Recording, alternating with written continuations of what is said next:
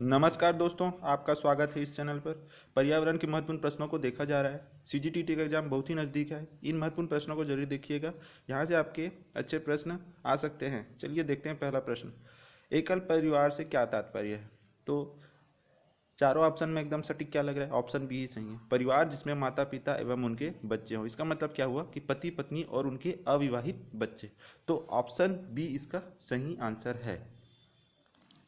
ठीक है, अगला प्रश्न देख लेते हैं।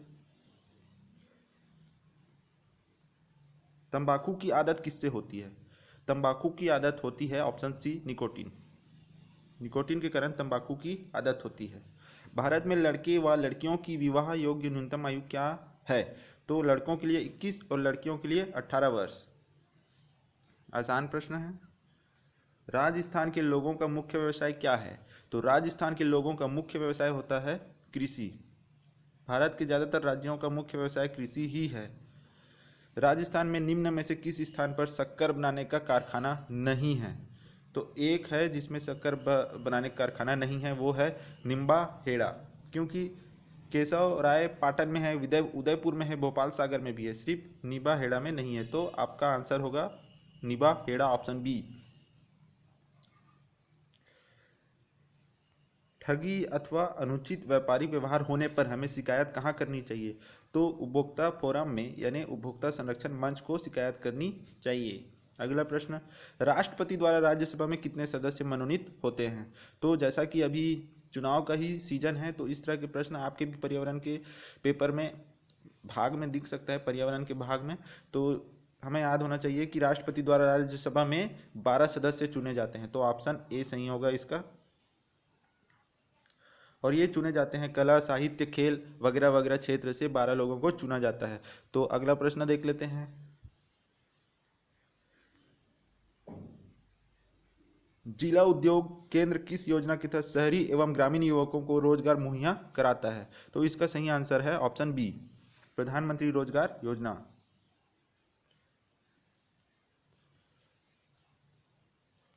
अगला प्रश्न देखते हैं। संसार में अधिकतम ट्यूबवेल किस देश में है? तो अधिकतम ट्यूबवेल है भारत में ही। तो ये भी आपको याद होना चाहिए कि सबसे अधिक ट्यूबवेल कहाँ है? भारत में। गणगौर का त्यौहार मनाया जाता है। गणगौर का त्यौहार कब मनाया जाता है? तो गणगौर का त्यौहार मनाया जाता है आपका चैत्र शुक्ल तीज में, चैत्र शुक्ल तीज को। ठीक है, तो ऑप्शन ए आपका सही है, गणगौर त्यौहार। अगला प्रश्न देखते हैं। राजस्थान में झीलों की नगरी है। राजस्थान में झीलों की नगरी कहते हैं उदयपुर को। तो झीलों की नगरी किसे कहते हैं? उदयपुर को कहा जाता है झीलों की नगरी। विजय स्तंभ किसने बनवाया? विजय स्तंभ किसने बनवाया? विजय स्तंभ बनवाया था महाराणा कुंभा ने।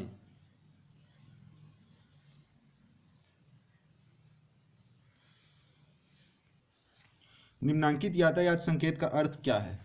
तो इसका सही अर्थ क्या है ये हमको बताना है। सही अर्थ है ऑप्शन डी, संकरी पुलिया।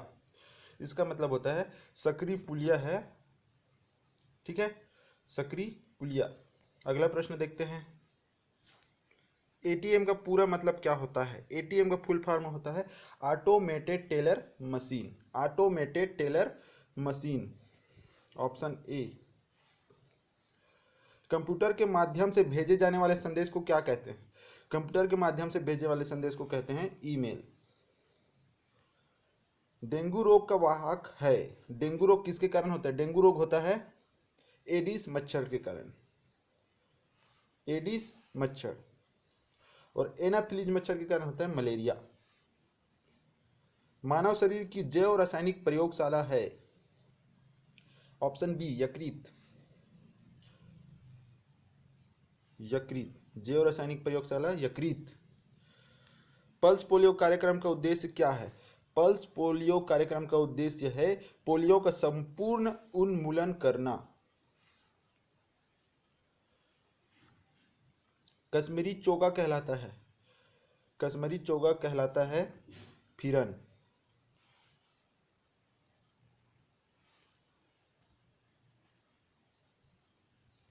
तो ये फिरन क्या होता है? फिरन एक पारंपरिक परिधान है, वस्त्र है, जो वहाँ के स्त्री व पुरुष दोनों के द्वारा पहना जाता है। यह परिधान दो भाग में बटा होता है, जो पैर तक लंबा होता है। तो ये एक प्रकार का परिधान होता है फिरन।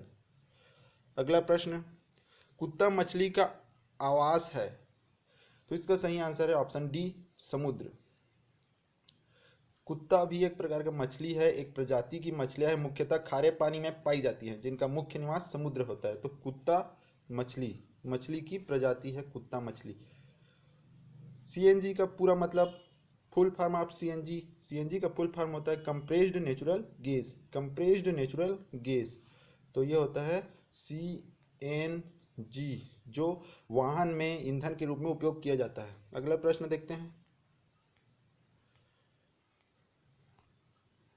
वन्य जीव सप्ताह मनाया जाता है। वन्य जीव सप्ताह मनाया जाता है 1 अक्टूबर से 7 अक्टूबर तक, 1 अक्टूबर से 7 अक्टूबर तक मनाया जाता है। वन्य जीवों के संरक्षण के उद्देश्य से प्रत्येक वर्ष 1 अक्टूबर से 7 अक्टूबर तक वन्य जीव सप्ताह मनाया जाता है।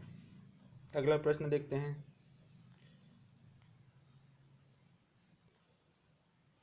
राजस्थान राज्य के राज्य वृक्ष, राज्य पक्षी तथा राज्य जंतु क्या हैं?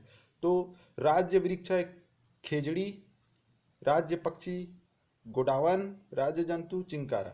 इसी तरह से छत्तीसगढ़ के राज्य वृक्ष हैं साल, राज्य पक्षी हैं पहाड़ी मैना और राज्य जंतु वन भैंसा। तो ये भी आपको याद रखना है। अगला प्रश्न,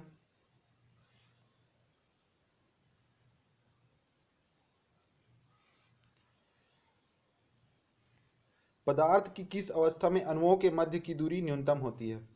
तो अणुओं की मध्य की दूरी न्यूनतम होती है, बेसिक साइंस का प्रश्न है। अणुओं की मध्य की दूरी कब दूर होगी? जब वो होगा ठोस। अणुओं की मध्य की दूरी न्यूनतम होती है, सबसे कम, इसीलिए तो ठोस होता है। तो ऑप्शन ए। और सबसे दूर किस में होता है? तो सबसे दूर होगा द्रव्य में। कौन सा राज्य टाइगर स्टेट के नाम से जाना जाता है? तो option D, Madhya Pradesh tiger state के नाम से जाना जाता है, क्योंकि यहाँ देश भर में सबसे अधिक टाइगर मध्य प्रदेश में ही पाए जाते हैं।